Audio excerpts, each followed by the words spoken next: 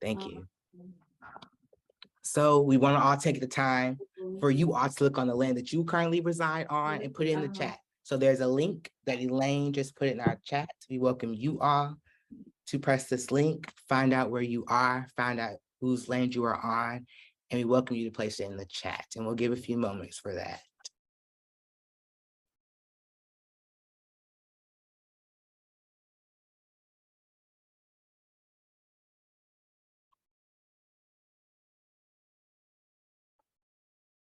Perfect. Folks are starting to put them in the chat. Thank you.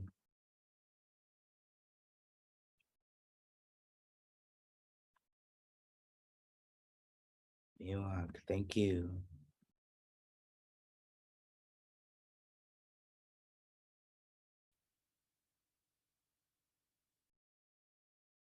Yes, Patty just put the link in the chat to refresh. We are using the link that is currently there and finding our own land, the land that we are, the indigenous land that we are on, and putting it in the chat. Miwok, perfect job. Perfect.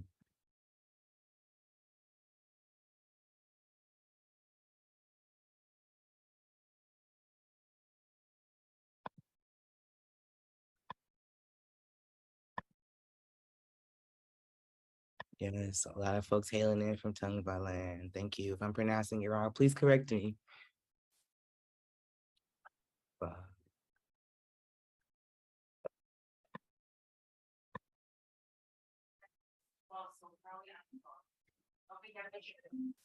Thank you for putting the land that you are residing on in the chat. This is giving acknowledgement to the land that we are currently residing on, that we take space in. For many of us, it is not ours. And it's really, really important that when we talk about racial and social justice, that we understand this.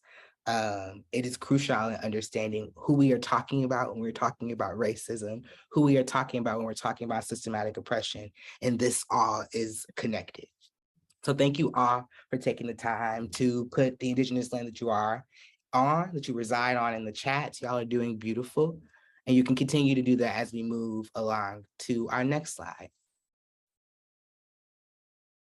All right. So the folks bringing you this magnificent training is the Youth Leadership Institute. At the Youth Leadership Institute, young people realize their power by learning the use of their voices and creating meaningful change. It is our job. And it's a thing we come here to do every single day, is to make sure that young folks have the space, the access to dignity, the access to acknowledgement, the access to being seen. And our work doing racial justice and social justice is just that as well.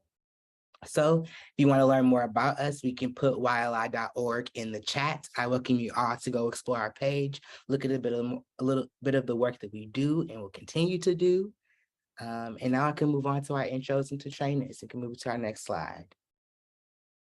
The masterminds, the magnificent magicians of it all is our beautiful, beautiful YLI team. We have Patty, Montse, Wendy, shout out to all the folks, Yante, Elaine, Cody, doing amazing work. I always like, do I say myself? I guess, but we're here. So those are the beautiful folks bringing this facilitation to you. You will see hold space for as we speak. You'll get time to send us chats, do whatever you need. Yeah, and so thank you all for being here. We now invite you to rename yourself if it is needed with your name, your pronouns, and the org that you are on. You can put this all in the chat. And I look forward to being with y'all in this space. And now I can hand it to Montse. Hi, good morning, everybody. You just want to give you one more reminder to introduce yourself, like share with us in the chat, you know, your name, your pronouns, what org you're representing if you haven't done so already. Once again, my name is Montse, and I'll be one of your facilitators today. So happy to be here and happy to see some familiar names and faces here. And can we go to the next slide? And just some Zoom reminders, you know, if again, to rename yourself once again, and to please stay on mute during the training unless you have a question or comment. I think this group is really great about using the little hand and raising your hand so that we know that you are wanting to share something. So please continue doing that. We'll definitely monitor the chat if you want to drop in any questions. And we will utilize the reaction buttons throughout, especially the thumbs and down, thumbs or down, thumbs up or thumbs down, so that we can get some feedback from you all throughout the whole training. So with that said, can we go to the next slide? Just some quick community agreements.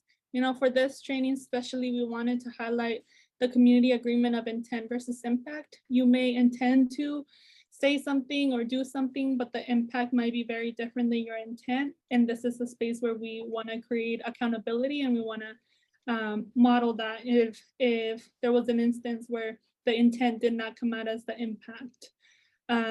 So that's one community agreement that I think we haven't brought to the other trainings, and we're bringing that to today. Also, take care of yourselves. You know, like if you have to use the restroom, if you have to go get a glass of water, if you have to stretch, do that. This is for you as well, and we want you to take care of yourselves. And taking care of yourselves will allow you to be more present with our training. So we invite that. Again, mute yourself when you're not speaking. That will help us all just kind of move this training along. But that doesn't mean there's not any opportunities for you all to share with us. And embrace the awkwardness. You know, as much as we prepare and try to make everything great, there's going to be some hiccups, and there's going to be some things that do not go as planned. And we just welcome you to work with us to embrace the awkwardness and walk with us when we're trying to troubleshoot anything that comes up in real time. Be present and listen to learn and learn. I think definitely however you want to show up today, we welcome that. You're already here, so that's already half of the battle, and we love to see you all here. And take space and make space. You know, if you're someone that really loves to share and really loves to contribute to the conversation, make space for someone else and invite them to share, invite them to contribute to our conversation here, so that everyone gets a chance to be able to, you know, contribute. And have fun. You know, we have lots of activities planned today, and we know that this is a Zoom training, and this late into the pandemic, we know that it's hard to be on Zoom. So we try to make it as interactive as possible, so that, you know, you walk out of here with at least a little bit of joy after our training. Definitely using I statements. Like we mentioned, this training specifically, we want you to come from a place of like, these are my experiences, this is who I am, this is what I have experienced, and really practicing that I statement. And finally, embrace nuance. And what we mean by that is that there are a lot of points of intersection, and this is a space where we can think about both and think about my experience can be true and somebody else's experience can be true, or somebody can have an experience that I don't agree with, but that doesn't invalidate my experience, and vice versa. Like, this is a space to kind of hold both things up in the air and think about it, and then go ahead and make different decisions after that. So with that, before I go over if we can go back to the last one, Cody, just a little bit, just want to get everyone's quick reaction. Like, do these community agreements sit with you? Is there any other ones that we should add to this list? If you feel okay with it, give me a thumbs up or give me your favorite emoji. Great, great. Awesome. Thank you for that reaction. Great. Now we can move to the next slide. Thank you so much, Cody. And today we will learn about racial and social justice with the intersection of youth development. And this, we understand that this might be something that you might have so much experience in, or this might be the first time that you're coming into this training. And we want to hold both of those. We want to embrace that nuance and know that we're all here to learn about racial and social justice and that intersection with youth development. We're going to practice addressing systemic racism through a public health lens. Like, what does that look like? And through our youth development work, right? Like, there are some tools that we have in our tool belt that can help us address systemic racism. And 3, reflect on your current work and how you can view your campaigns through a systematic lens. Forgot the word lens there, but that's what it says. So that we can think holistically and be able to think about the individual, community, and environmental level when we are doing our youth work. So with that said, the last thing I want to mention to you all is that we do have a bike rack going, or maybe some of you might know it as a parking lot, where if things are coming up for you, if emotions are even coming up for you, reactions are coming up for you, the bike rack is something that we want you all to utilize throughout the training, where there might, if there's not enough time to get to your question, or there's not enough time to hear your comment, please write it in the bike rack. And that way we keep track of it, and we can see also what are some of the things that are coming up throughout the trainings. And that's something that Patty will manage and will help us, put that on the bike rack. And yeah, we're just giving a foundation to start the work here, and this is a process. And so definitely, can we go to the next slide, please? With that, we wanna, and there's the bike rack in the chat. We want to start with the Mentimeter just to get a temperature check as to how do you feel? How do you feel about talking about racial justice? How do you feel about talking to racial justice with your youth group, or talking about racial justice with your community workers or community members?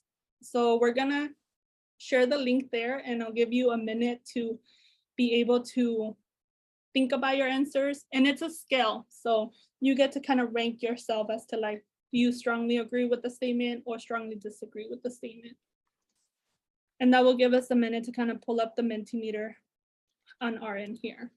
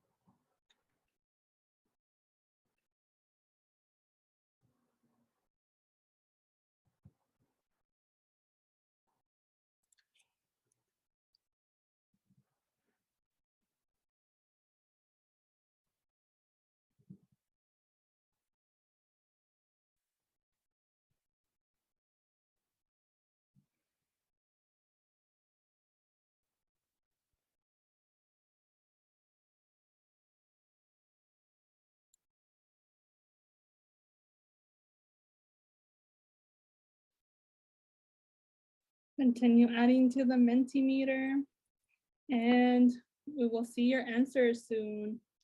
And please let me know if there's anybody that is not able to access that Mentimeter, so that we can check the link and be able to assist you in that way. Let's see what we have here. Awesome. So we have a group here that, you have like a 4.3 for, they feel comfortable talking about racial and social justice, 4.2 on talking to youth about racial and social justice, and a 4.3 talking to coworkers or community members. So that really helps us as facilitators throughout this training too. We know that this is a strong group that feels that confidence, feels comfortable. So we definitely invite you to interact with us throughout this training, so that we get to learn from you as well, especially in our sections where we get to do some breakout rooms. So with that said, I'll give you all like maybe 30 more seconds if there's somebody that needs to input their answer there, but these answers are great, and it gives us a good sense of where we are at. All right, with that, I'm gonna pass it to Wendy. Awesome. Thank you, Monse. Good morning, everybody. My name is Wendy, pronoun she, hers. I'm excited to be here with you all this morning. And as Monse mentioned, through the Mentimeter, we were able to learn that folks have a really strong understanding and are comfortable talking about these concepts. So for the next 25 minutes or so, I'm going to walk through some key definitions that we feel can help us get to a shared understanding of race, racism, anti-Blackness, systems of oppression, power and privilege, intersectionality, If you have a strong understanding, which it seems like this group does, feel free to share your expertise with us, either in the chat or come off mute. We invite you to be a part of this conversation. I don't want it to be lecture style. I'm a big fan of none of us know everything, but together we know a lot. And so I would love to kind of bring out the knowledge and experiences and examples that you all have as we move through this. So let's go ahead and move to the next slide. Perfect. Thank you, Cody. So we're going to go ahead and start off with race. We're taking it back to the basics, right? But we're offering a multi-layer definition of what race is. And so I think the first key fundamental thing to understand about race is that it's defined as a set of physical characteristics, most notably the color of someone's skin, that is used to divide people into various groups, but also into a hierarchy that's based on those characteristics. The second thing is that race is a made-up social construct. It's not a biological fact, but it does have a socio-political purpose.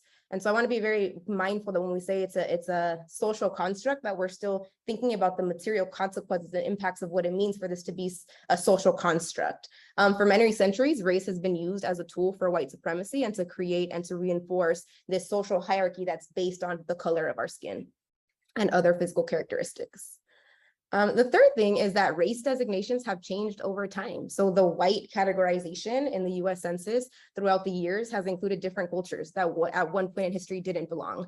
For example, this happened with Mexico when the US acquired Mexico through war and violence, you know, that there was a change in the designation of how Mexicans were perceived in the United States.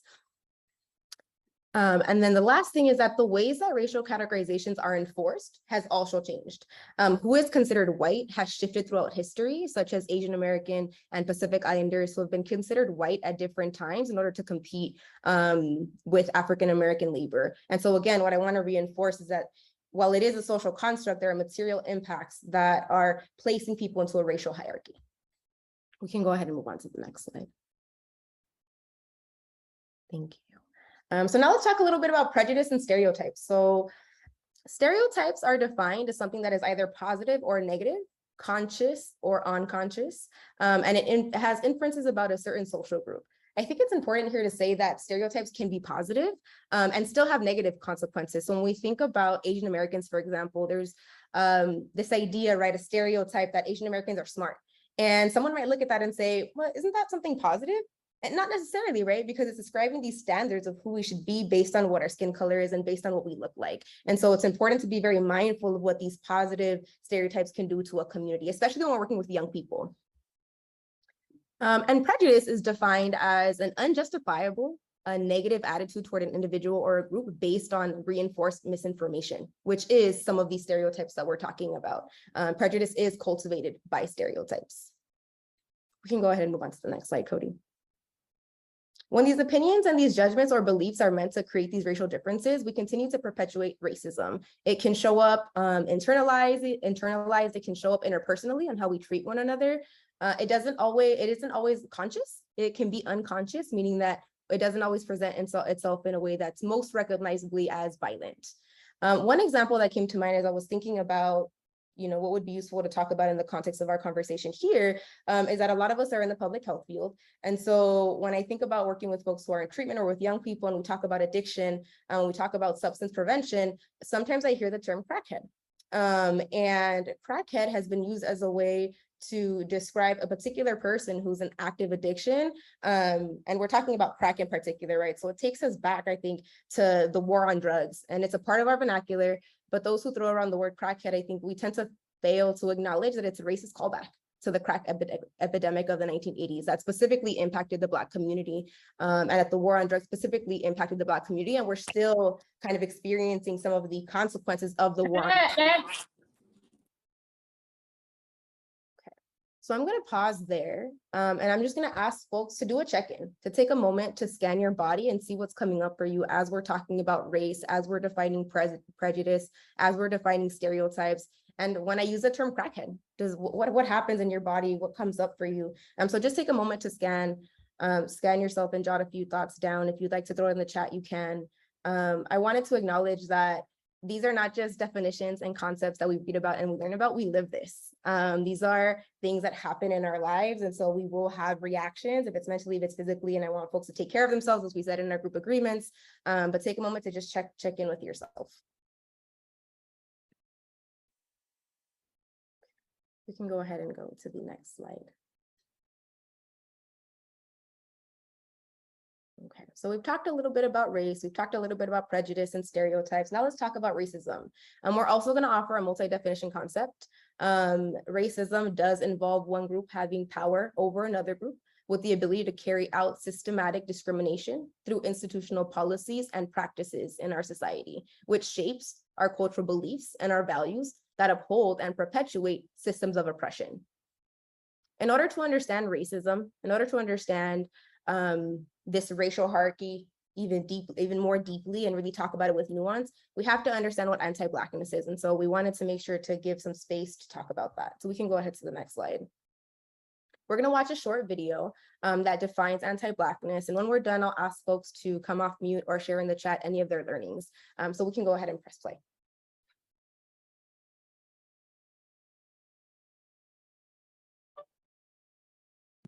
My language, my choice. Words mean things. Anti-Blackness. Ta-Nehisi Coates defines racism as the need to ascribe bone-deep features to people and then humiliate, reduce, and destroy them. Race, a social, political, cultural, and economic construct, was designed to create hierarchies of domination and subordination. The false narratives of intelligence, worth, who deserves dignity and humanity are predicated on who has access to power. Anti-Blackness is desiring features of Blackness and Black cultural artifacts, such as clothes, speech, hairstyles, and music, without seeing the humanity of Black people. Brought to you by Pacific Lutheran University and the Office of Diversity, Justice, and Sustainability. To find out more, join us at plu.edu/wordsmeanthings. Very short and sweet video. I appreciate the way Ta-Nehisi Coates defined racism, a little bit different than how I defined it earlier. But I would love to ask the group, what came up for folks? What is something that you learned from this video?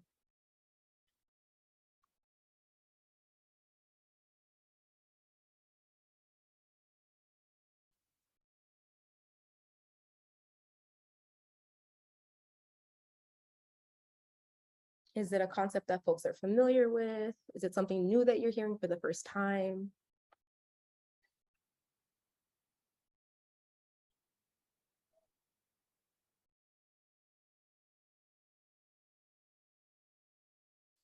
Yes, Yonsei, I see a hand. Yeah, I wanted to add that something that is super, super important, understanding like the hierarchies of racism, is that anti-Blackness is in every layer of racism. Everything comes from the disapproval, segregation, the annihilation of Blackness, the dark-skinned of Blackness. And that's in everything from our medical systems to like industrial systems and the way that our bathroom lights cut on automatically, that it doesn't recognize dark skin. Like that is anti-Blackness. Like stereotypes, specifically meaning things for certain people, like that can't get co-opted out of its meaning. So it's really, really important that we acknowledge that like anti-Blackness, the removal of dark skin out of our cultures, is anti-Blackness. That is rooted in colorism. Thank you, Yonsei, for that additional context. And I think it's important to understand how that situates itself in this racial hierarchy, because when you think about other communities, colorism is really based on how dark you are, right? The color of your skin. And so, for example, in Mexican culture, if you're of lighter skin and you have of lighter eyes, you're seen as more beautiful, you're designated as more beautiful. And this comes up in novelas, for example, when you have like indigenous folks who are maids and you have the folks who are lighter skin, who have more money, right? So that is a direct consequence of the ways that anti-Blackness is at the root of how we think about race in America. And so thank you again, Yonsei. And I think another part of the video that really struck me is that our culture wants everything from Black people except Black people, right? Like we strip them of their humanity. We see who you are and we want it and we appropriate it, but not the person. And so thank you again, Yonsei, for adding that. And I see that there's some comments in the chat that are coming in as well. Relearning US history and how anti-Blackness has been a defining force. Ava DuVernay's 13th goes deep into this, and Heather McGee's Some of Us talks about how deep rooted this is. Exactly. And I see a hand as well. Dr. Tamay, did I pronounce that correctly? Yes, you did. Can you hear me? Yes. Okay, yeah, so it's interesting that you brought this up because I had a conversation with members of my team last week about flyers that we're putting together for our program. And we want to be sensitive to all races and be able to offer opportunity in our programs to all youth. And so what I ended up doing was putting a statement calling all youth of color. And one of our staff members asked me a question that I think is relevant to the topic right here. And that was, could it be perceived, because we're using the word color, as a negative? And I said to her, I said, no, our intent is not to discriminate. Hence the word all youth of color. But then I went further to explain that color is not defined by separation. Color is defined by integration. And if you look up the word color in the dictionary, it is inclusive of all colors of the rainbow, including white. But if you choose to see the word color as a separatist, like during the times of segregation and slavery, when we won our civil rights and was beginning to be integrated into American culture, they started, certain groups started to put us into colored, where you could only go to colored bathrooms, or you could go to white, right? But the color white is still a color. Just like black is a color, brown is a color, yellow is a color, tan, and you can mix different colors to get other colors. So I said to my team that we want to dispel these perceptions that are out there, which are false perceptions being promulgated. And the only way to fight back is to make it aware, make people aware by using it the proper way. Just because in the past, the word color was used improperly doesn't make it a weapon for continued racism. And so I said to her that we would keep that heading, all youth of color, including the white ones. Now, if they choose not to come because we use the word color, then so be it. We don't want them here anyway, because then that is going to promulgate more negativity. And what we're trying to promulgate is positivity and integration and inclusion, which means all colors of the rainbow. So if you want to sequester yourself, we can't stop you from doing that. But what we're not going to do is stop using a word that was meant for everyone. And so I just bringing that up because I think it's so relevant as you're talking about anti-Blackness and race, that we have to do our part to show up and to advocate and let our voice be heard when we hear things like, or people bring up questions under the guise of, oh, I'm just raising awareness, or I'm just bringing a perception or perspective. Sometimes those perspectives can be negative in and of themselves. And so in order to downplay it and mitigate it, you have to stand up for the truth of the meaning of the words that we use. And what I've started to doing is creating a PowerPoint training that allows people to explore the miscommunication of language and how we use certain words to communicate a certain racial viewpoint, but the way you're using the word perpetuates separation, segregation, and also just the plain wrongness use of the word, just how our English language, and it carries over into other languages too. But in our English language, we become accustomed to accepting the misuse of language, the misuse of words, because sometimes in our English dictionary, there's nuances between how you use it, and there's multiple definitions for a word. It could be a noun, it could be an adjective, it could be a verb, and depending on how you're using it in a sentence, you have to pay attention to that kind of stuff. And so I think it's important that this is part of your training, but also I feel like what I'm saying here also be brought to the light, right? Like how we can downplay the negativity of words like race and anti-Blackness and stuff like that by really sharing how we can do our part with our understanding of the meanings of words, their nouns, their pronouns, and just the miscommunication in just normal communication out there, whether it's written or verbal. So I really applaud it and thank you for, bringing this to all of us.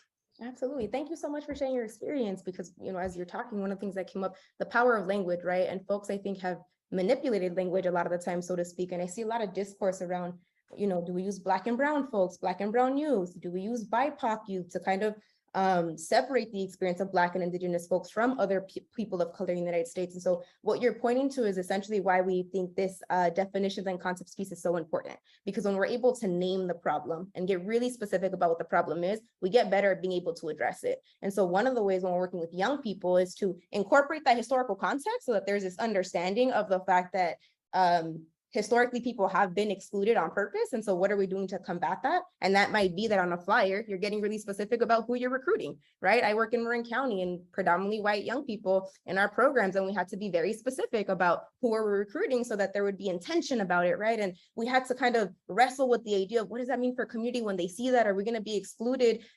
And we wanted to be very upfront and very direct about what the purpose is of our services. And so this is something that folks in the room can think about. Like, what are the choice points that you have along the way to really address anti-racism and really embed equity into your work? And that's at the recruitment phase, right? What are we putting on the flyer? Who are we calling out? What does that language mean? How do we break that down with our young people? So I appreciate you for bringing in a lot of that context for the power of language and what that does for our work. So thank you, thank you. And I think with that, we can go ahead and move on to the next slide, which is learning to identify anti-Blackness and intervening. And so a lot of that is what we just said, right, is understanding that anti-Blackness shows up everywhere. It's important for us to check ourselves. Where did I get this perspective about this person from? And to be able to sit with ourselves and kind of just, again, check ourselves. Intervene when you see racist things happening. And so we'll learn a little bit later on what that can look like, but it's really important for us, especially if we're working with young people, to call out those behaviors and call in young people, especially knowing that because racism is embedded in all fabrics of our society, a lot of the time we're perpetuating it unconsciously, sometimes consciously, but also unconsciously. And so how do we work with our young people in our communities to kind of work through that? Next slide, please. So these are just a few statistics to kind of reinforce this idea that we see anti-Blackness in everything. Black people are 4 times more likely to be incarcerated than white folks for a non-violent offense. Communities of color are also more likely to be policed than white communities, which kind of, I think, leads us to higher conviction rates. Black students are more likely to have student loan debt due to racial wealth gap and structural discrimination. And then lastly, Black people are more likely to be unemployed and homeless than all other racial minority groups. And we know for a fact that this is connected to the health of our people, right? The health of our community. So next slide, please. So this next slide is talking about and understanding oppression. So oppression is the violent exercise of power that creates hierarchies of access on multiple levels. In the context of race, the hierarchy is created based on a person's skin color. A system of oppression at its core is the idea that one group is somehow better than another, and in some measure has the right to control that group. The measuring of that comes in the form of norms, rules, interdependent structures that are embedded in every fabric of the way that we move. I'm going to get a little bit more specific with what the ways that oppression can kind of manifest, and we will share a document with you all after this training that defines the 4 I's. So the first way is internalized oppression. Internalized oppression is the idea that we accept and we live out the inaccurate myths and stereotypes that are applied to our racial or ethnic group. This can also be applied to other forms of oppression, but for the purposes of our conversation, we'll talk a little bit more about race. Interpersonal oppression is between people that you know in your circle or in areas that people come together, and it's an interaction that reduces feelings that reduces feelings of inferiority on a particular group. Institutionalized oppression is a systematic happening on a policy level and laws that are producing the inequities that are based on a person's membership to any particular group. And then there's ideological oppression. This is the collective cultural norms and values that shape our society. These are the assumptions of the way that things are or should be. I'm going to give a quick example for each of them so that we kind of get a sense of like what I'm saying here. So ideological oppression, the idea of collective norms, values, and ideas that shape our society. Oftentimes I think about our educational system. What are things that young people are learning in the US history class about what group had power, what group won, what group didn't win? There's a certain curriculum that's built around our history that's often inaccurate and leaves out our community and our history from our perspective. Institutional oppression, we have redlining, right, where there were housing policies that were particularly discriminated against people of color. When we think about interpersonal oppression, this might be a comment that's made from one young person to another, a slur that might be said in between two people. And then we have internalized oppression, which might be somebody who believes that because of the color of their skin, they're less likely to achieve something in their lifetime, right? So again, when we think about a system of oppression and we define that, it can be really big, but when we start to break it down into these different ways that it manifests, we're able to kind of figure out, then how do we address that? Okay. Next slide, please. The next definition that we'll review is microaggressions. Microaggressions are a subtle, verbal or nonverbal behavior that's committed consciously or not, that's directed at a member of a marginalized group and has a harmful derogatory effect. Microaggressions that happen in our workplace or in our programs or respective environments are subtle behaviors, but that do affect marginalized groups in inherently harmful ways. Usually people with power use microaggressions as a way to belittle, devalue, and harm others. So for example, your hair is different every day. Somebody moves in to touch your hair, right? That doesn't happen to everybody because there's a certain kind of hair that is seen as normal, that we don't question when somebody shows up with it in a ponytail, half up, half down, it's curled, it's straight. But it's a particular group of people, Black people in particular, whose hair is seen as different. I said, oh, that's out of the norm that I'm used to. Can I touch that? Right? And so that level of disrespect, I think, is pointing out in that difference. That's different. That's not normal. That's not what I'm used to seeing. Or that there are no Black and/or brown staff, high level staff or support for Black and brown staff on site. Another thing that kind of we were talking about earlier is, Dr. Tomei, when you gave that example of the recruitment flyer, is that having Black people in an organization at all levels is helpful because we're able to inform the process in a way that oftentimes gets missed when we're not in the room. And so those, not having that kind of support can also be a microaggression a lot of the times. Okay. Wendy, Yeah. do you mind if I add something to that? I really appreciate that. And it really reminded me of our campaigns with young people on the ground. And we've seen this really come through during campaign meetings where young people are sitting down with their local elected official regarding a policy that they want to change in their communities. And this really can derail the entire conversation if an elected leader, says something that is a microaggression. And one of the things we have done in advance as we're talking with young people and preparing young people is actually practicing what would it feel like if this happened and what would our response be. And the level of preparation is like exhausting. I'll name that. I'll be real about that. And I think has been really necessary in advance of young folks talking to their local decision makers. And I know we have a policy advocacy training, I believe, if not next week, the week after, and we'll talk about that a little bit more, but I just did want to raise that here because it has really derailed a lot of different things. Thanks, Wendy. Absolutely, thank you for that addition. And I see we got a hand, Dr. Tomei. Yeah, just what you were saying about the microaggressions. There's another term, micro inequities, that can also fit in this category.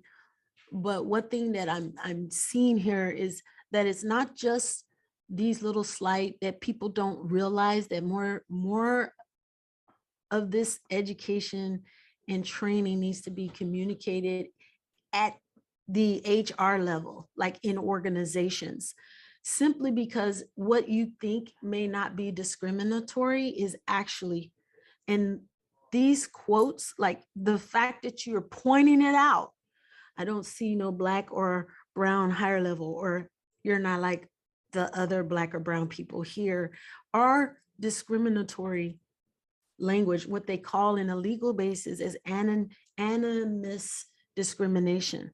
Animus discrimination is a vocalized verbal communication. You might not use the N word, but these statements still fall in the category of being discriminatory. And hence why we now have the Crown Act, right? You know, because enough people have said your hair is different every day and moving into touch, right? And so those kind of things, you know, we've got to be sensitive to that. And I just applaud your training, and that it needs to be available in in HR circles, where more people, more corporate level businesses can train their staff in this, to be sensitive, to be compassionate and understanding, because it's rare that you'll find a brown person of color, right? Or even a dark-skinned person of color make some of these statements. Like, we just don't do it. And I don't know if it's because we've been conditioned to not do it, but we don't do it. And we're sensitive and compassionate in that way toward others. So yeah, I really, really love this training. Thank you.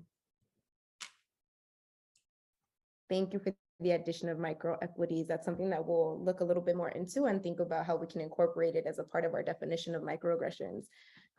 So with that, I do see that we have another hand. We do have to move forward, but Christina, I want to give you a chance to share. So please feel free to come off mute, and then we'll go ahead and move on to the next slide. Thank you. Good to see you, Wendy. I have a question about internalized oppression, because oftentimes, like, I've heard rhetoric of like that, like, people that undergo oppression often like victimize themselves. So like, how do we counter argue that, and how do we like elaborate on internalized oppression and how it's more so that versus like victimization? That's a great question. Yonsei, you want to take this? Yeah. Well, I think that like going back to the 4 types of oppression is super important to understand that internalized oppression often comes from institutional and ideological oppression, right? Like, these are reaction tos, not because you did it to yourself, right? Like this has happened intentionally to people. So you counteracting, right? One is like, that person isn't wanting to hear your argument anyways. I want to name that. If they're arguing with you about internalized oppression, because 1, it's not theirs to argue with you about. And 2, I think a way of counteracting that is understanding that like folks don't come in violent, right? Like, something has to happen to a person for them to be oppressed, for them to react to oppression, for folks to feel like they're being harmed. Like, that is real for people, and erasing that is racist. Like, erasing that is harm and violence. Thank you, Yonsei. And I have 2 things that I wanted to add really quickly. This is a great question. When I first arrived to Marin, I was working at 2 different places, a continuation high school, which was predominantly youth of color, and then a youth commission was predominantly white youth. And I would tend to try to use some of the same curriculum. Some of my check-in questions were, I remember one specific check-in question that was like, tell me something that you love about yourself or something that you're really good at. My youth commission young people, boom, I like this about myself, I'm really good at this, da-da-da. When I went to my continuation high school students, they were like, mom is the word. People were real silent. And I witnessed a moment in which other young people lifted up their sibling and said, no, you're actually really good at this and that and this. But that for me, I was like, wow, why is it that this particular group of students does not feel comfortable talking about themselves? There might be other experiences, right, that impact why they showed up in that way. But I'm looking at race and I'm like, well, these white students are really, and so what I did was like, well, now I'm purposefully going to make every check-in question about youth. And so I think part of it is trying to, in our healing of experiencing racial trauma and racial injustice, we have to get back to who we are. And in order to get back to who we are, we got to understand where we come from. And so one of those things is like encouraging young people to love on themselves by virtue of us loving on them.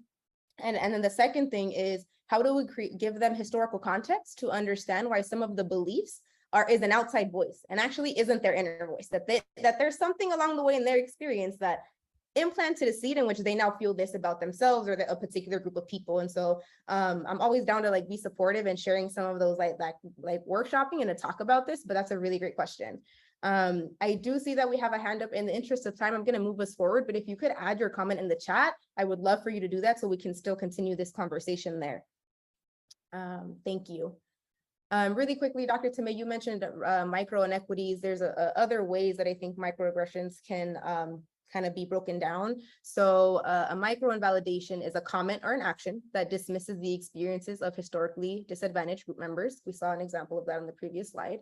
Micro insults, a comment that communicates that the demographic of a group is not respected, but the target is seen as an exception to the stereotype, like, oh, you speak really well for, such and such.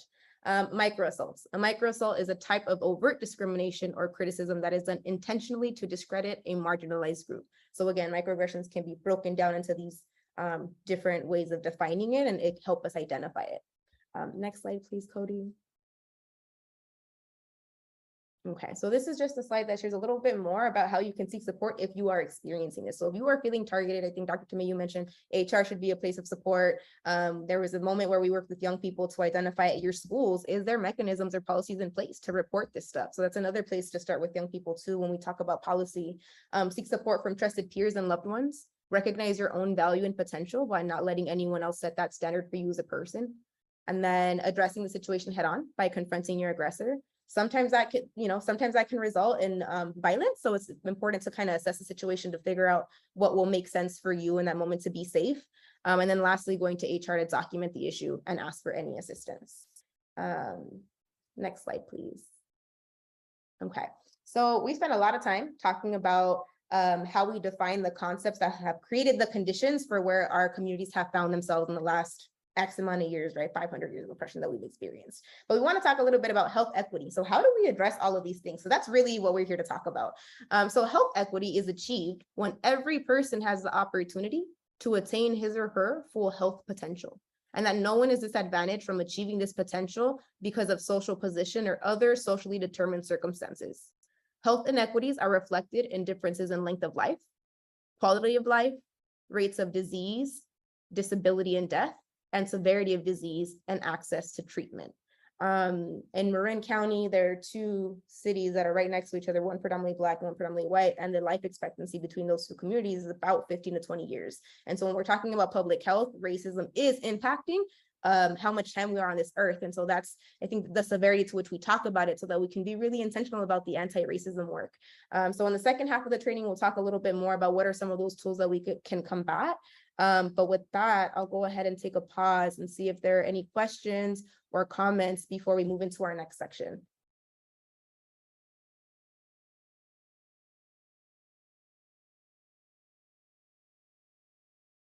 I like the question that you posed in the chat about where does oppression fit into racial and social justice. I'm going to add that to our parking lot, and that can be something that we revisit because I think that's an interesting point that I haven't spent too much time thinking about. But otherwise, this kind of wraps it up for this section. I'll go ahead and pass it over to Yante to keep us going. Beautifully done, Wendy. Hi, folks. So we've defined so many words from all the internalized oppression, microaggressions, microassaults, internalized oppression, systems of oppression. And this all boils down to power, the ability for things to shift, move, and advance. So racism is a system of oppression.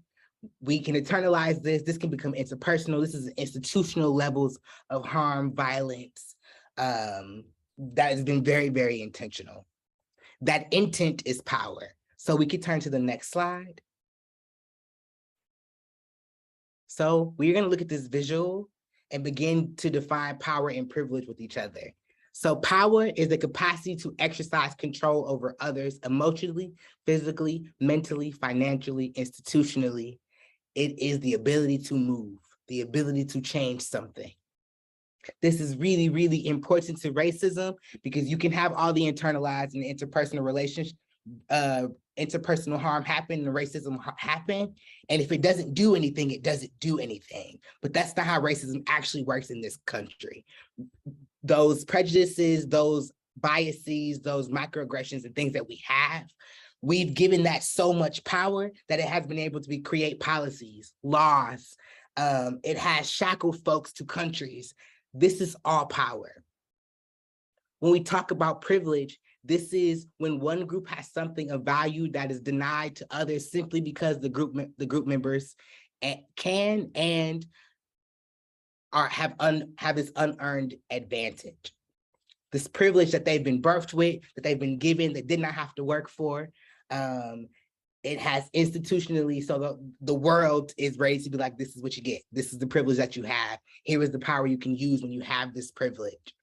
So if we go to the right of the screen and look at this diagram, this visual of power, in the middle of our circle is white, citizen, cisgender man, English, rich, owns property, slim, robust, neurotypical. These are the identities that have power. They have the ability to control things financially, emotionally. They have the privilege of not being harmed by any of the systems that are created. So folks who are neurotypical will not be harmed by any ableist policies. Rather that be from, if you're a disabled person and you marry your partners, your rights don't go away as a disabled person.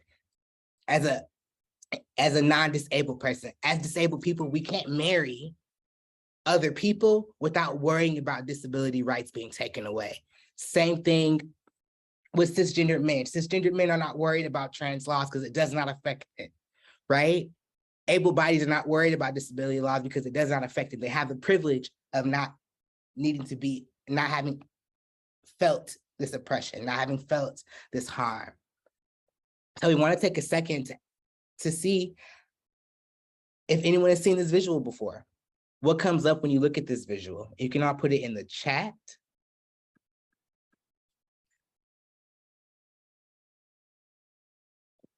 Anybody's like, wow, this is surprising, or this is not surprising at all.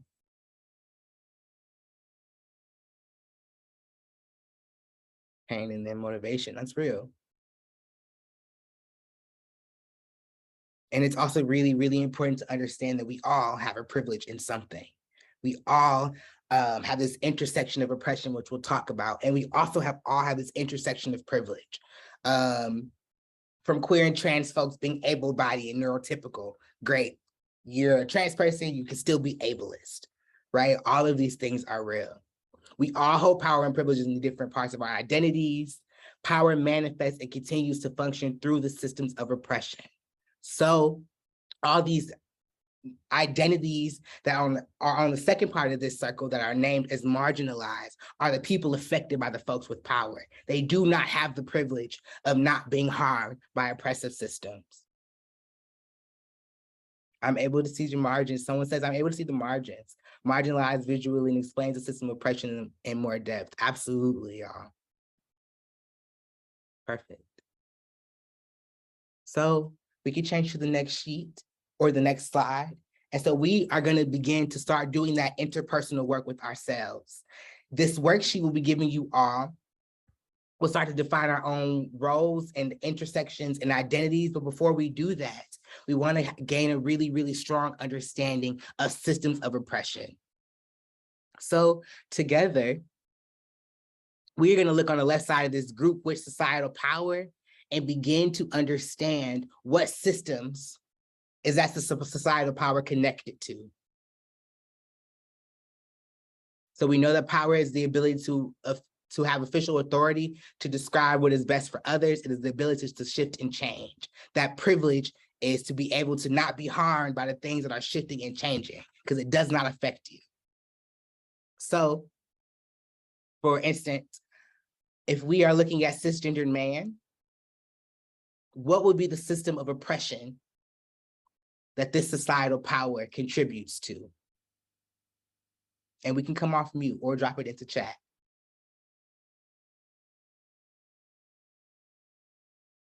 Yes, I can define cisgender. So cisgender just means a person who is not trans. So they came out, were assigned at birth this gender, man or boy, girl, and kept that throughout their adult and entire life. They're not trans.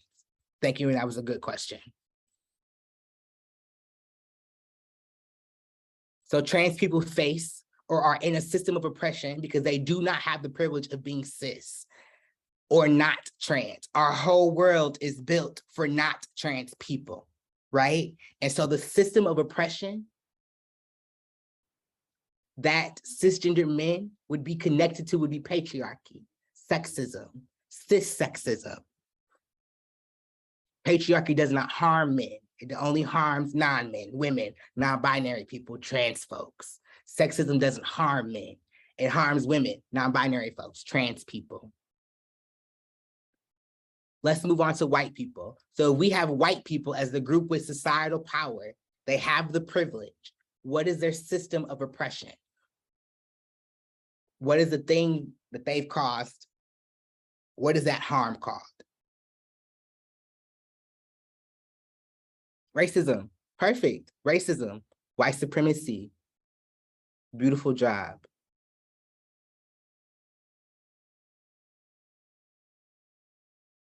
Is there a way that we could somebody pull up the actual worksheet so we can, thank you.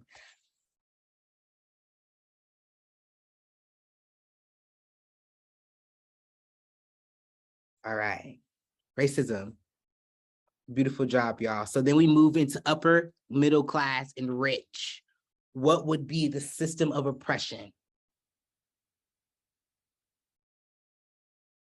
And to help, if we look on the right side of this worksheet, there's groups without societal power. So the upper, middle class, and rich folks are the people with societal power. They have the privilege, they have the power. The poor and working class people are the people without that privilege. They're the people without that societal power. What would be the system of oppression? Y'all are hitting on the head. Perfect. Capitalism, classism. Beautiful, beautiful, beautiful. Absolutely. Capitalism has allowed for folks who are in upper class, the rich, these 2%, to continue to be there. Anything that happens will not harm them. It only harms middle or lower class, poor families, poor people. Perfect.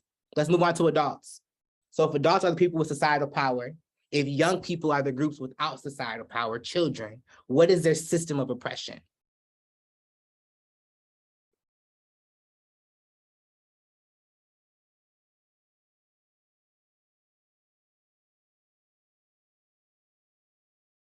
Yante, can you repeat the first 3 ones so that Cody can write them in so folks can see? Yes. For cisgendered man, their system of oppression was patriarchy and sexism.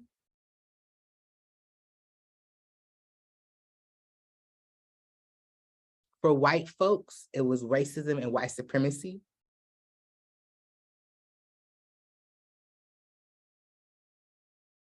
For the upper middle class, it was capitalism and classism. And someone just put it in our chat, beautifully done, that for adults, the system of oppression would be ageism, adultism. And for folks who don't know, adults have all the societal power. And because of this, they've made it inherently harder for young people to give access and have power themselves. They do not have the ability to shift, change, or move anything without having to go to another adult. This is ageism. This is adultism, putting more worth into adults and their ideas and their knowledge and not giving any of that power to young people. So beautiful, beautiful job. Ageism is the correct answer. Then we move on to heterosexual people. So people who are straight, who are not queer, who are not LGBTQ,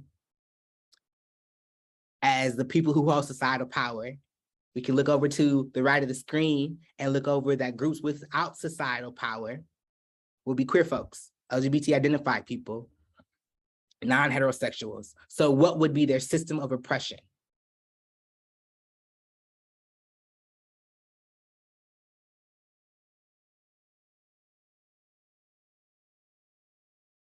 Heteronormativity, perfect.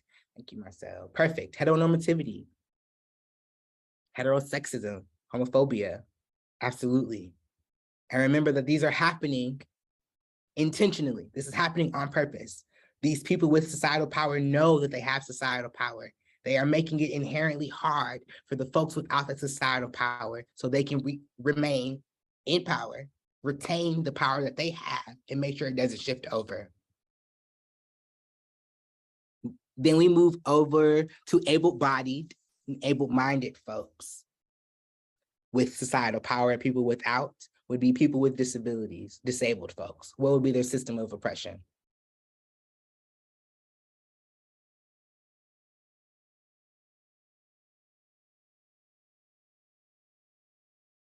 Ableism. Y'all are hitting this right on the head. Y'all are getting it. Perfect, y'all. Ableism. Absolutely. This is a system that is affecting disabled folks throughout their lives, right? And people are benefiting from that. That is the privilege. What about cisgendered folks? That's on there twice. We got that. What about US born and US citizen? Someone said transphobia. Yes. Thank you. What about US born and US citizen? What would be the system of power or the system of oppression if immigrants, undocumented people are the people without power?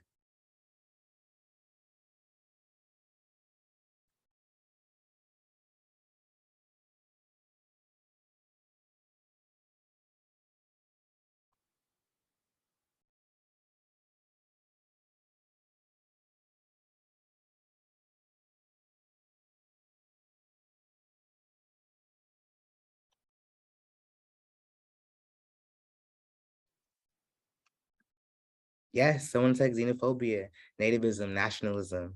Perfect, y'all, beautiful. People who fit a beauty standard or beauty standards, and people who do not fit those beauty standards being the people without power. So what will be our system of oppression?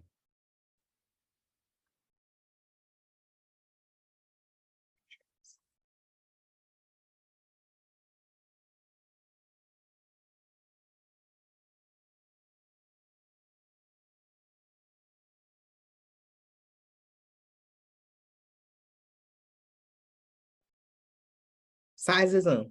Yes, thanks, Cody. This is exactly it. Sizeism, fat phobia, lookism. And these are ways that we do not use very often, but this is what happens when someone doesn't look conventionally attractive, they do not have the privilege that other people have. Pretty privilege is real, right? Pretty people we've deemed as more attractive than other folks in this society, get more things. They have the privilege of not being harmed in those particular ways.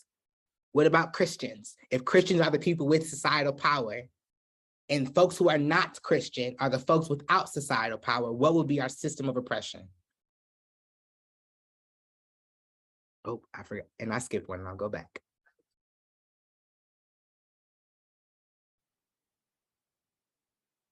Oh, someone said Eurocentric standards, body dysmorphia. Those are all also very, very on the point and would be perfect up there.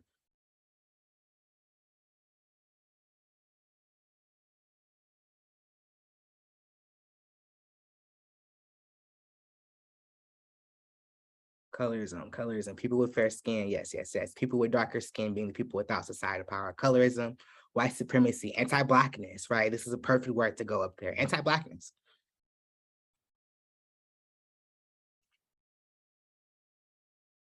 Thank you. All right, let's move on to Christians. When we talk about Christian folks, Christians being the folks that have societal power, everybody who's not Christian being the folks that do not have the power to shift, change, make laws. What will be our system of oppression? Y'all are on a roll. Thank you.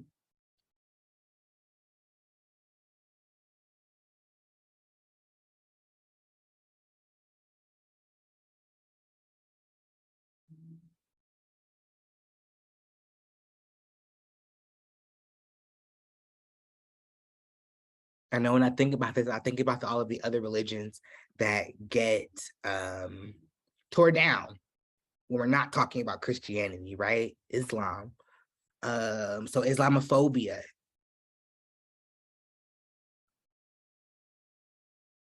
Christian homogeny, right? This being the idea that everybody needs to be Christian. That's the only religion that is more important. It's more important than everybody else's. Everybody needs to conform. Christian homogeny.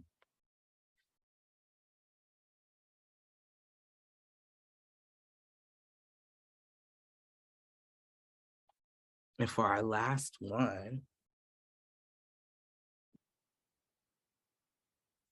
it's first world countries.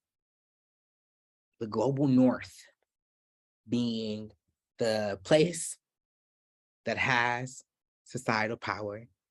Global south, indigenous groups, people living under occupations, being the people without power. What would be our system of power?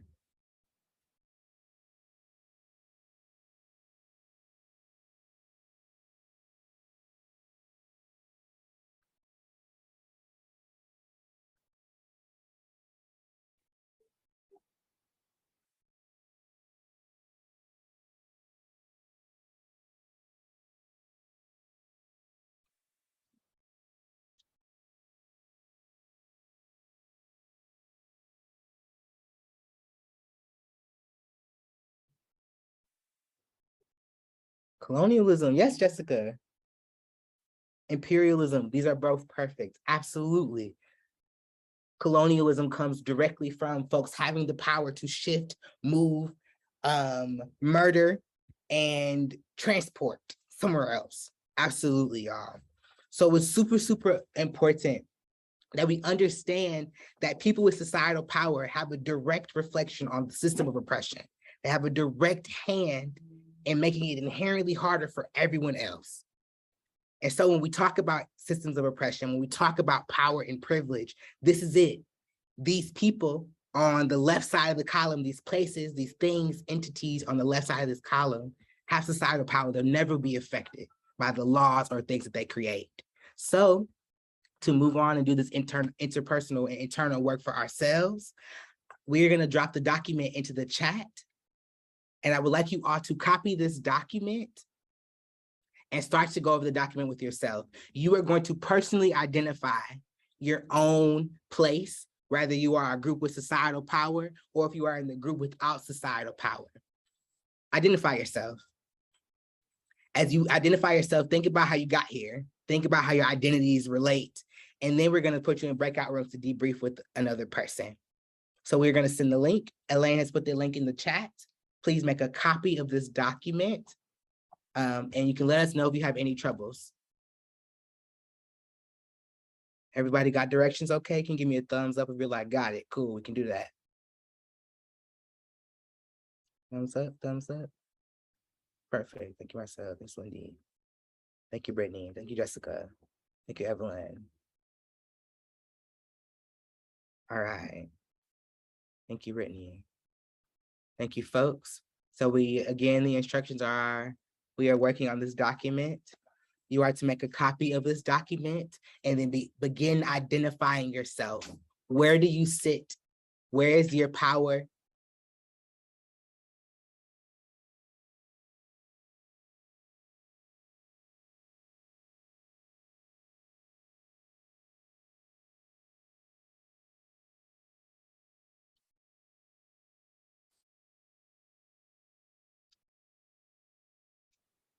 We'll take the next couple of minutes to give you time to identify yourselves. When folks are all done, can you please put a thumbs up on your screen so we know and can move on?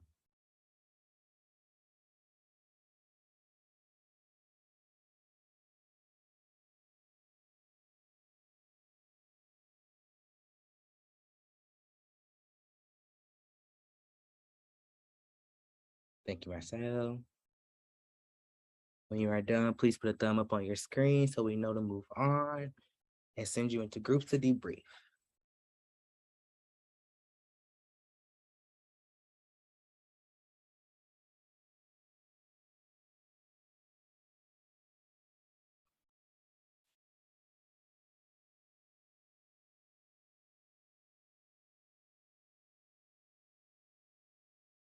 All right, getting some people done. Good job, y'all.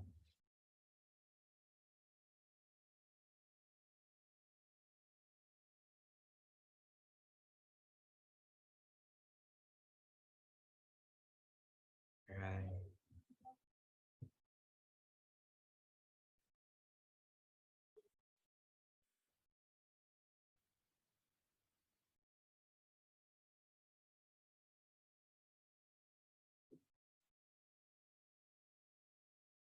We're putting thumbs up on our screen if you're done. Thumbs up on our screen if you're done.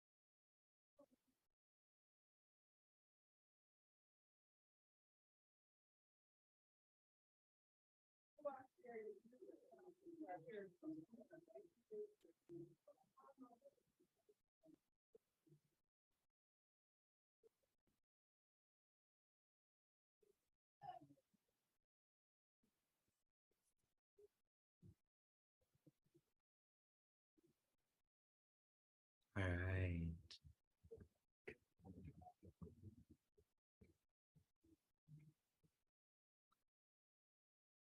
All right, folks. I hope that this activity is going okay for you all. If it isn't, hold those feelings. If it is, hold those feelings. We're going to send you into groups to be able to debrief what you wrote down, to be able to debrief what you're feeling. So we are not going to open up those rooms for you all. You can please click into your room, and we are going to give you the next 5 minutes to discuss with your partner. And we'll open those rooms right now. Yes. And Patty made a note in the chat. Share what makes you feel comfortable. You don't have to give up all the things if you don't need to and want to, and that's perfectly fine. And we are opening those rooms now. See you in 5, folks.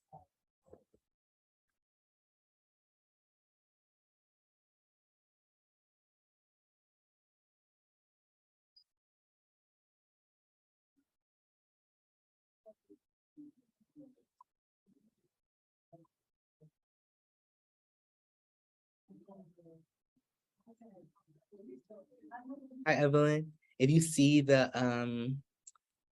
breakout rooms open, you can please go in. You have a person waiting on you to debrief. And I'm sure they'd love to hear your lovely voice. Thank you very much. Great work, team. This part will be edited out. You can probably stop the recording now. Or Sure pause can. it, I think. I can. We can go to the next page. Okay.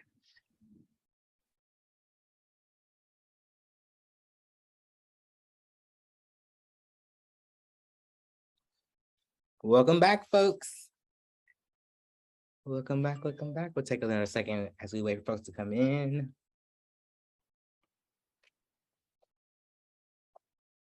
Welcome back, welcome back.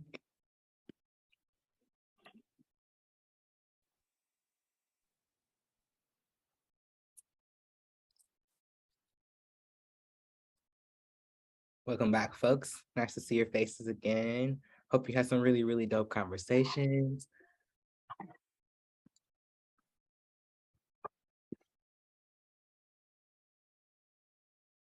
All right.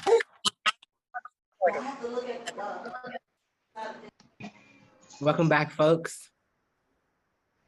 Glad to see you're all back. I hope your conversations were fruitful. You got a lot out of them. I would like to offer space for maybe 2 people to tell me what they learned in their group, how they feel to do the activity, how they feel talking about your partner, talking to your partner. Oh.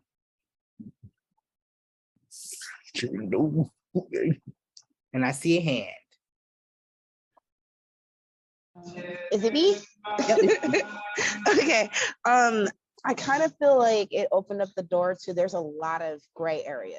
There is a whole lot of gray area in a lot of things because like for me, the whole upper middle class or rich, it's like, well, am I considered rich? But then it's like, well, I never qualified for FAFSA. My mom made too much money. So I guess to society, I qualify for more, but in my mind, it's like, no, I'm a regular person. Like, you know, I still look at a job. I still, you know, so it just different things was opening up to like, oh, there is gray area in between. Right, right. And to also name that, like, our systems weren't made for actual nuance. They're supposed to be this very direct binary, rich or poor. And in fact, a lot of middle class are like, I don't fit over there with them. I'm a paycheck away.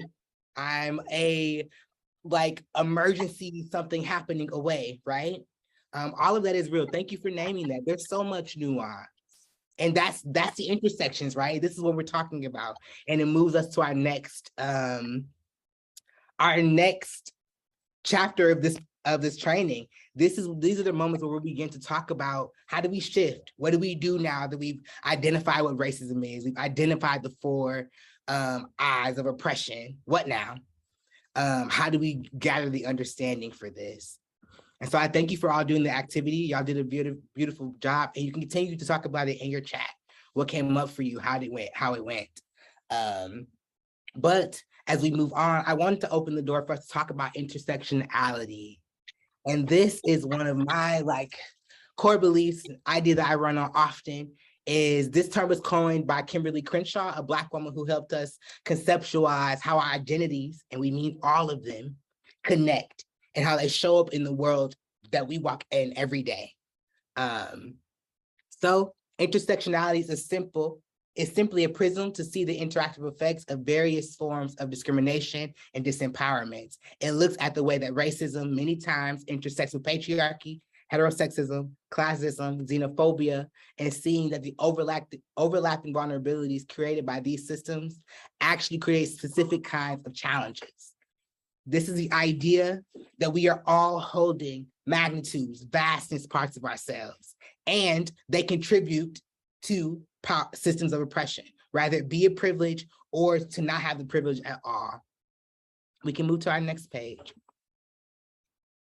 This concept developed by this Black woman drives this idea that we are not just one single identity. We are made up of many, from disabled to Black, to dark-skinned, to middle class, to a person who is able to drive, a person who is able-bodied. All of these things intersect with the way that we walk in the world. They're not additives. We don't just get to drop these off in the rooms that we walk in or decide that today I'm not Black, today I'm simply not queer. That doesn't happen. Intersectionality holds the conceptualization of oppression. It is the naming that you can be a dark-skinned trans person who is disabled, who is poor, and that means something to every single identity because they overlap. Brown folks and Black and brown folks are usually in spaces that do not have stores, right? So not only is this person in a community that does not have food, so we're seeing food sovereignty, we're also understanding that economical justice is real and that economical oppression is real. So people being poor is on purpose. All of these things are related to each other. Creating systems of oppression, it reflects the intersections of multiple forms of discrimination. So you have privileges and you have things that are causing you harm. All of those things are real.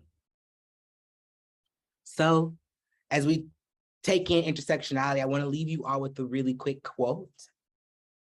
If we could turn to the next page, by the amazing, prolific Audre Lorde, also another Black woman, also another, for me, prophet that tells and sees all the things, but she names that there is no such thing as a single issue struggle because we do not live single issued lives. The first point into understanding anti-racist work is understanding that all of this is interconnected. We cannot do racial justice work if we are not tackling sexism and transphobia. We cannot do anti-racist work if we are not tackling economical justice, if we are not tackling food sovereignty, right? These are happening simultaneously to people. We have to simultaneously correct. All right, so now I want to move us all into a break. We've cycled through a lot of information. Y'all have done a beautiful, beautiful job. It's time to rest though. So we're gonna give y'all the next 5 minutes to take the time that you need. All right, it is currently, oh, it is not. Can y'all do a time check? My time is not the right time. We'll In see you five- back. I got you, Yante. We'll see you back at 11:37. Perfect, 11:37, folks.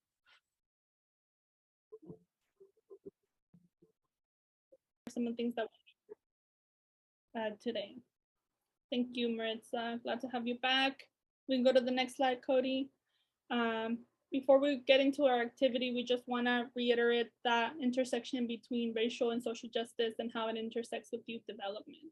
And I think within our context too, like I really want to highlight that our programs are also at an intersection with the social determinants of health and public health. Like all of us are aiming to create, to increase health outcomes one way or another, whether your program is trying to increase social and community contexts or increase healthcare accesses and quality, or build neighborhoods or environments that promote like healthier lives and provide that opportunity and platform for young people to not only live their best lives, but also have healthy lives and have that the healthy choice be the easy choice in our communities. And part of creating opportunities, like our health equity definition taught us, is that involves removing or changing those systems of oppression that are there that make it harder to achieve that level of health or that opportunity to be healthy in our communities.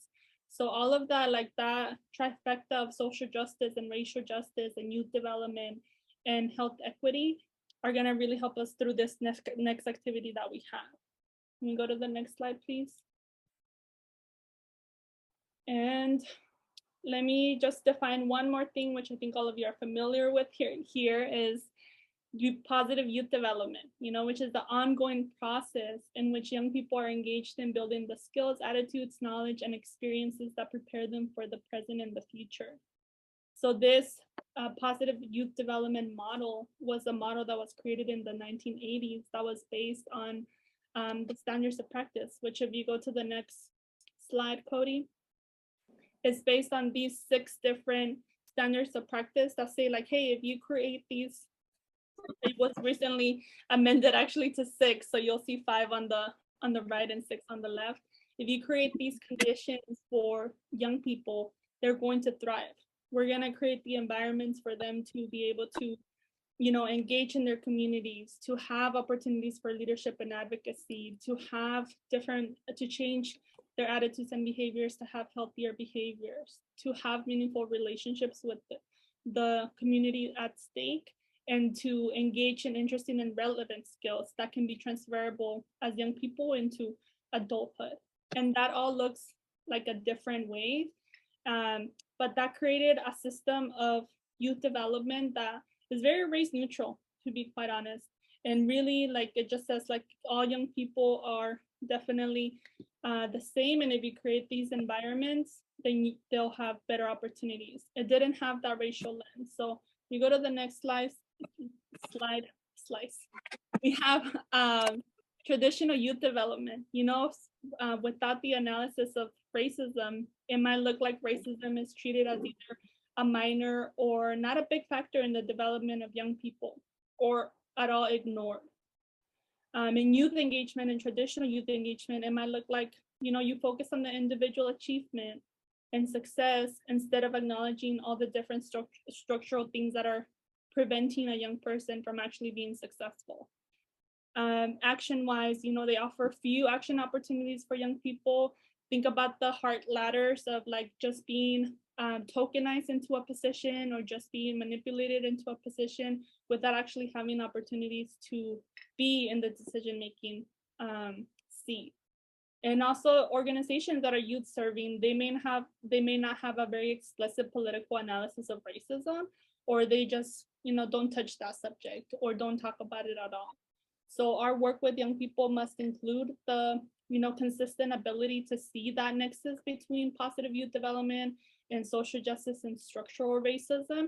And today that's what we're gonna do. We're gonna kind of tease out what those examples look like for each, and what it actually looks like to have a youth development practice with a structural racism framework. And if you want to take it to the next level with the health equity lens as well.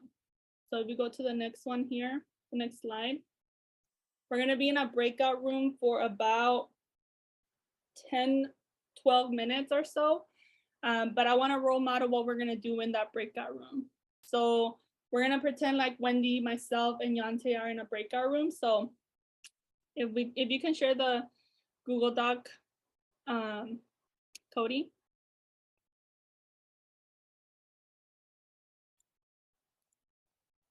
Okay, Wendy, Yante, we're in a breakout room. We're here. We have people watching, but it's just us.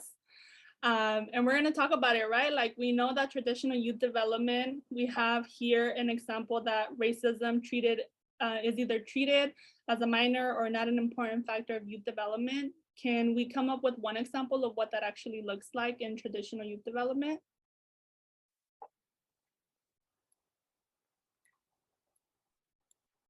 There are no policies that talk about race or anything.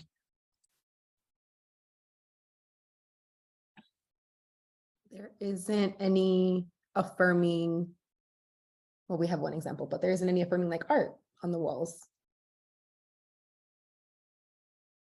that reflects people and who they are, what they look like. Okay. Overachiever group here, give me two. All right, so what about youth development with a structural racism lens or a health equity framework? So here it says that it recognizes racism as an important factor, influences the life of young people. So what does that look like in our work if we recognize that racism is an important factor in young people's lives? Youth have adequate sorry, Wendy. Go ahead. Youth have adequate representation. So people that look like them are in leadership, are giving them and sharing power with them.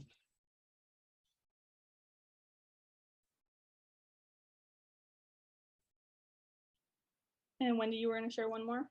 I was going to say that it's named at the beginning of the program. So maybe the first or second meeting is something that's named. This is a space where we, not transphobic, not racist, we can name that. That's part of the framework. Cool. So thanks for sharing that. So we're going to go through that for the row of racism, and then it gives you more on youth development and different definitions here of like this traditional youth development looks like, with the youth engagement looks like only focusing on the achievement of individual achievement.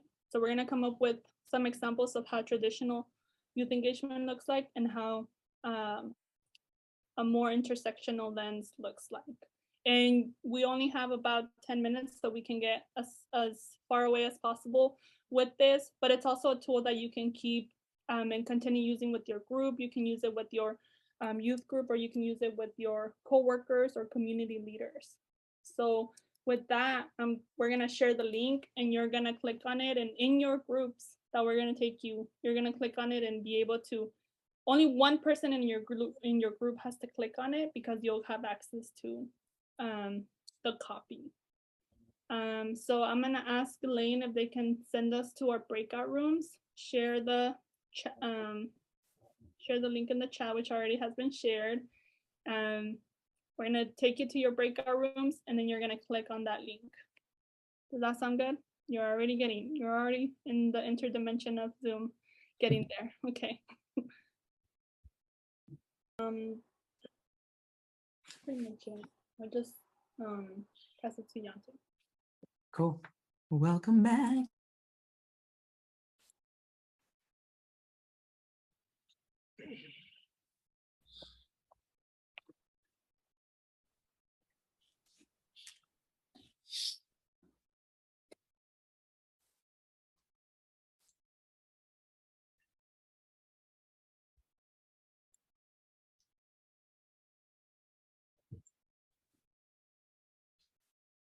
Welcome back, folks.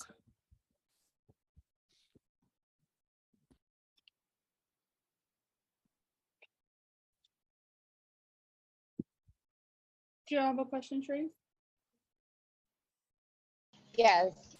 So when we were filling out that analysis, was this just in the idea of context of just students that are around us, or is it for a more broader national kind of level?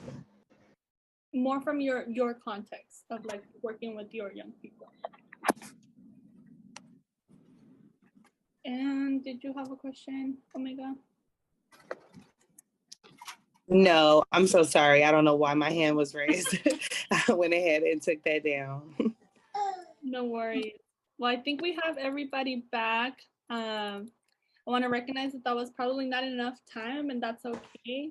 Hopefully you take this tool and you can do it with your staff, you can do it with young people like we mentioned, just an activity to help you think through some of the possibilities of restructuring things and moving more forward with the racism and health equity framework, if you're not already doing so.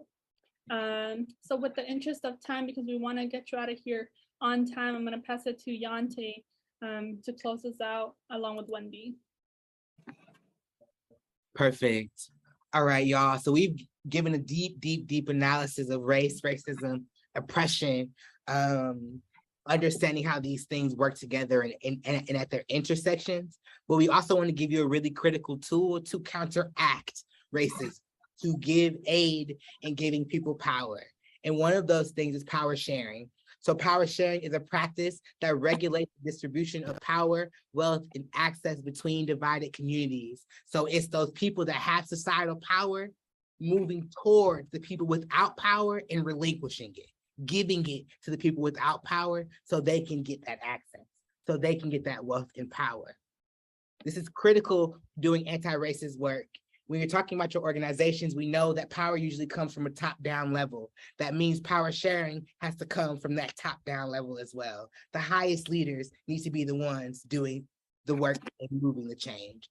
So in order to share power, leadership must understand the intersections of oppression and privilege, be able to step aside and let other people lead, again, giving that power and access, build relationships that are built on trust and transparency. You can say you are doing all of this work and the people that you are impacting not feel it. That's not a relationship built on trust and transparency. To do anti-racist work, you have to be forthcoming, and to build that trust with the people that you are working with in leadership, you have to be honest about where you're coming from. Identify those things, share in that power. Power sharing could also look like leadership stepping back and allowing other leaders to lead meetings, to lead programs, allowing youth to lead meetings, lead programs, raising the pay of your people, of the people of color, the Black and brown folks that are doing the work, that are doing the direct service. Dedicate and develop trainings and skills to fight sexism, racism, and other isms to all level staff. Keynote is all level staff, from the people that we call the lowest in our space, in our organizations, to the highest. So as we all move on to closing and recap, I want to give you all a second to just think about some other ways that you build this up for yourself. And I'll let that you build power sharing up in your organizations and for yourself. And so with that tool, I'll now pass it to Wendy to let us do a recap. All right, thank you, Yante. As I'm going over the recap, feel free to drop some of those ideas of power sharing in the chat. So as a recap, racism is a system of oppression that is embedded in the fabric of our society, and it directly influences how we do our work in the public health field. Anti-racist work begins when we start to unlearn how we've been conditioned to see people and understanding our own power and privilege and where we kind of sit in the world. And how we navigate based on those experiences. There are positive youth development strategies that can help us create anti-racist spaces where youth and folks of color can access the services that they need, free of discrimination and oppression. And I'm gonna take it a step further and say that we have the tools to create spaces where young people and folks of color can thrive. And so with that said, I wanna thank you all for sitting through this training with us, giving your time and energy to be really thoughtful and intentional about how we can, at every step of the way, think about embedding equity with our young people and the folks that we work with. Patty mentioned earlier in the chat that there are office hours. So if your organization wants to sign up and you want to talk a little bit more through strategies or ideas or what have you for your campaigns, feel free to reach out. There will be a link in the chat. And there's a link in the chat for an evaluation. We love feedback. We need feedback. We want to get better. We want to make sure that we can offer information in a way that makes sense and serves you for the work that you're doing. So please take a moment if you can to fill that out. And with that said, I just want to thank you all so much again for your time and energy and for giving us some space.